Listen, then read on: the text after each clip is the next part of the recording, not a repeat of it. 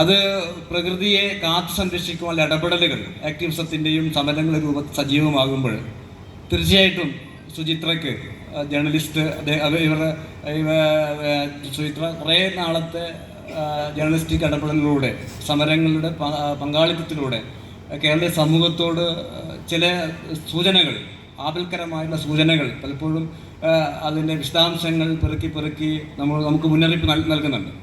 അപ്പോൾ ഈ ഒരു അവസരത്തിൽ വികസനവും പ്രകൃതിയും തമ്മിൽ മുഖാമുഖം നിൽക്കുന്ന ഒരു ഘട്ടത്തിൽ ഈ പാരിസ്ഥിതിക മുന്നേറ്റങ്ങൾ എത്രമാത്രമാണ് നമുക്ക് പ്രതീക്ഷയായിട്ട് നമ്മുടെ മുന്നിൽ നിൽക്കുന്നു പറയാൻ കഴിയും?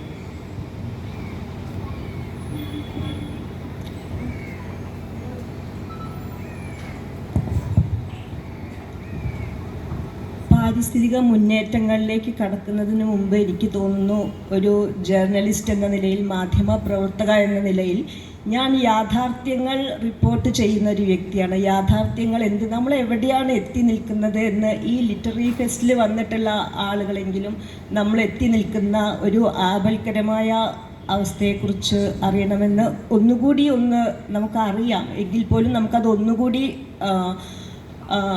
സംസാരിച്ചതിന് ശേഷം വേണം നമ്മൾ അതിൻ്റെ ഒരു ഭാവനയിലേക്കോ പ്രകൃതിയും മനുഷ്യനും ഒക്കെ ആയിട്ടുള്ള ഭാവനകളിലേക്ക് പോവേണ്ടതെന്ന് എനിക്ക് തോന്നുന്നു.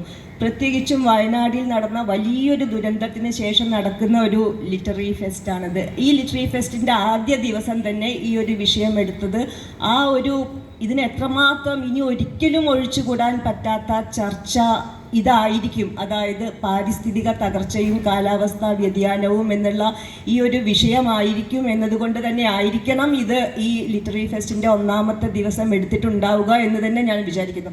നമുക്കറിയാം, ഇപ്പോൾ വയനാട്ടിലുണ്ടായ ദുരന്തം, ഈ വയനാട്ടിലുണ്ടായ ദുരന്തം ഒരു ഒറ്റപ്പെട്ട ദുരന്തമായിരുന്നില്ല. നമ്മളൊന്ന് വെറുതെ നോക്കിയാൽ തന്നെ നമുക്ക് മനസ്സിലാവും. നമുക്ക് 2016 മുതൽക്ക് എനിക്ക് ഉണ്ണികൃഷ്ണൻ എഴുതിയൊരു ലേഖനം ഓർമ്മയുണ്ട്, തുലാവേനൽ എന്ന് പറഞ്ഞൊരു ലേഖനം. അതായത് 2016 നമ്മളൊരു വലിയ വേനലിൻ്റെ അതികഠിനമായ ചൂടിൻ്റെ പിടിയിലായിരുന്നു. ചരിത്രത്തിൽ ആദ്യമായിട്ടാണ് കേരളം ഒരു ഹീറ്റ് വേവിൻ്റെ പിടിയിൽപ്പെടുന്നത്. സാധാരണ ഉത്തരേന്ത്യൻ സംസ്ഥാനങ്ങളൊക്കെ നമുക്കറിയാം, ഉഷ്ണതരംഗങ്ങൾ വരുന്നു, എത്രയോ ആയിരക്കണക്കിന് ആളുകൾ പാതവക്കത്ത് മരിച്ചു വീഴാറുണ്ട്.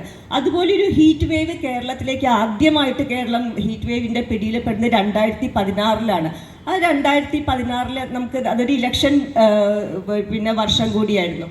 അത് കഴിഞ്ഞ് നമ്മൾ 2016 നമുക്കറിയാം, എല്ലാ നദികളും വറ്റി വരണ്ട ഒരു ചെറിയ നാട പോലെ വന്നു. വയലൊക്കെ വറ്റി വരണ്ടു. കർഷകരിങ്ങനെ നെഞ്ഞത്ത് കൈവച്ച് നിൽക്കുന്ന പടങ്ങൾ പതിവ് പോലെ പത്രങ്ങളിൽ വന്നു. കാടൊക്കെ പുകഞ്ഞു. കാടുന്ന മൃഗങ്ങളെല്ലാം പുറത്തേക്ക് വന്നു ദാഹജലം തേടി.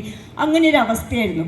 അത് കഴിഞ്ഞ് ആ വർഷത്തെ കാലവർഷം പേരിന് മാത്രം പെയ്ത് കാലവർഷം പോയി. ആ വർഷത്തെ തുലാവർഷം, അതായത് ഇടിവെട്ടി മഴ പെയ്യേണ്ട ഒരു സമയത്ത് കേരളത്തിലെ 14 ജില്ലകളും വരൾച്ചാ ബാധിതമായി പ്രഖ്യാപിക്കപ്പെട്ടു.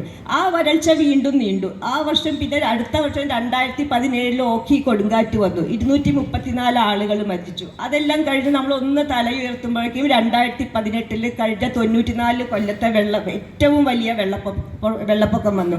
കേരളത്തിലെ മിക്ക നദികളും കരകവിഞ്ഞൊഴുകി. എത്രയോ ആളുകൾ മരിച്ചു. എത്രയോ കീഴ്നിലങ്ങൾ മുങ്ങി. നമുക്കറിയാം, അതൊക്കെ നമ്മുടെ സമീപകാല ചരിത്രങ്ങളാണ്. അതിൻ്റെ ഒരു വർഷം എന്ന് നമ്മൾ ഒരു വർഷമാവുന്നു എന്നൊക്കെ പറഞ്ഞ് അടുത്ത റിപ്പോർട്ടൊക്കെ തയ്യാറാക്കുമ്പോഴത്തേക്ക് 2019 വീണ്ടും വെള്ളപ്പൊക്കം വന്നു. ഈ ഓരോ വെള്ളപ്പൊക്കത്തിൻ്റെ സമയത്തും നമുക്കറിയാം പശ്ചിമഘട്ടത്തിൽ മണ്ണിടിച്ചിലുണ്ടാവുന്നുണ്ട്.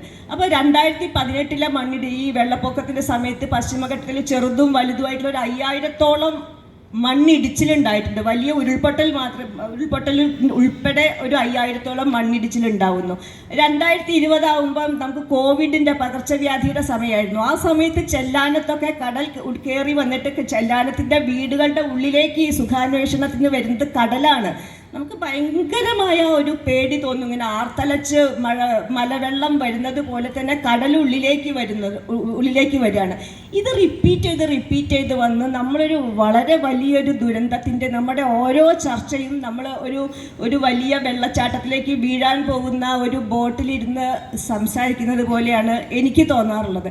അതുകൊണ്ട് തന്നെ ഈ വിഷയം നമ്മൾ യാഥാർത്ഥ്യത്തിൽ നിന്ന് നമ്മൾ എവിടെയാണ് എത്തി നിൽക്കുന്നത്, എത്തി നിൽക്കുന്നത് എന്തുകൊണ്ട് നമ്മൾ അവിടെ എത്തി, അതിൽ സമൂഹം എത്രമാത്രം ശ്രദ്ധ ചെലുത്തുന്നുണ്ട്, മാധ്യമങ്ങൾ എത്രമാത്രം ശ്രദ്ധ ചെലുത്തുന്നുണ്ട് എഴുത്തുകാരെത്രമാത്രം ആ ഒരു വിഷയം നമ്മൾ വളരെ സീരിയസ് ആയി ഡിസ്കസ് ചെയ്യണമെന്ന് എനിക്ക് തോന്നുന്നുണ്ട്.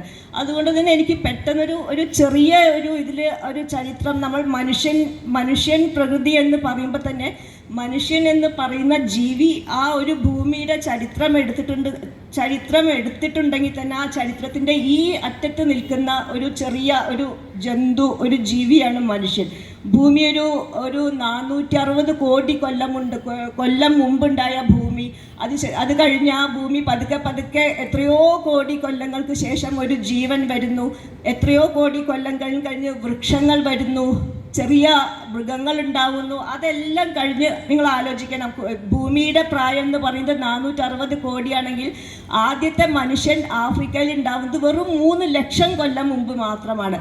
ആ മനുഷ്യൻ പിന്നീട് ഓരോരോ ഭൂഖണ്ഡങ്ങളിലേക്ക് പതുക്കെ പോയി കുടിയേറി ലോകം മുഴുവൻ വ്യാപിക്കുകയും ലോകം മനുഷ്യൻ്റെതായി മാറുകയും മനുഷ്യൻ്റെ ആധിപത്യത്തിലാവുകയും ചെയ്യാണ് ചെയ്യുന്നത്.